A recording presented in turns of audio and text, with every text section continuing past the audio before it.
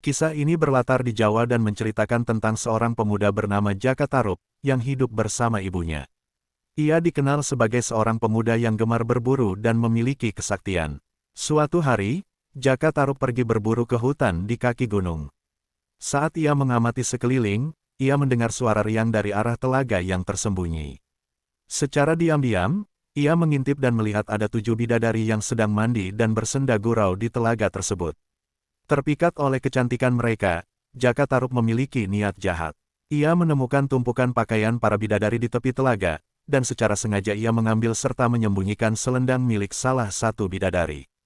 Ketika para bidadari selesai mandi, mereka bersiap untuk kembali ke kahyangan. Namun, salah satu bidadari, yang bernama Nawangwulan, tidak dapat terbang karena selendang miliknya hilang. Selendang itu adalah kunci yang memberinya kemampuan untuk kembali ke alamnya. Para bidadari lain terpaksa meninggalkannya karena waktu untuk kembali telah tiba. Nawangwulan pun menangis terseduh-seduh.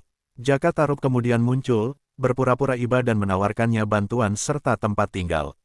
Akhirnya, Nawangwulan menerima tawaran Jaka Tarub dan mereka pun menikah, dikaruniai seorang putri bernama Nawangsih. Selama menikah, Nawangwulan memiliki satu kesaktian yang sangat membantu, ia bisa memasak nasi hanya dengan 1 butir beras, atau seikat padi, tergantung versi ceritanya, dan nasi itu cukup untuk memenuhi kebutuhan sehari-hari. Namun, ia mengajukan satu syarat kepada Jaka Tarub. Jaka Tarub dilarang keras membuka tutup penanak nasi saat ia sedang memasak.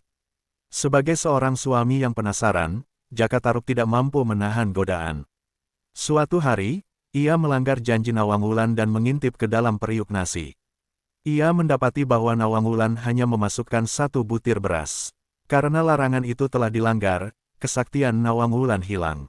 Ia kini harus memasak seperti manusia biasa, dan sejak saat itu, lumbung padi mereka mulai cepat habis karena harus dimasak dalam jumlah banyak. Pada saat persediaan padi hampir habis, Nawangwulan mengambil sisa padi dari lumbung. Saat itulah, ia menemukan selendang sakti miliknya tersimpan di antara sisa-sisa padi. Nawangwulan terkejut dan sangat marah karena mengetahui bahwa suaminya sendirilah yang telah mencuri selendangnya dan menyebabkan ia terdampar di dunia. Setelah menemukan selendangnya, Nawangwulan memutuskan untuk kembali ke kahyangan. Jaka Tarub memohon dan menyesali perbuatannya, tetapi Nawangwulan sudah bulat tekad. Ia merasa dikhianati dan tidak lagi dapat hidup di dunia manusia. Ia meninggalkan Nawangsih, tetapi berjanji akan turun ke dunia pada waktu-waktu tertentu, yaitu saat Nawangsih menangis, untuk menyusuinya dari asap yang mengepul.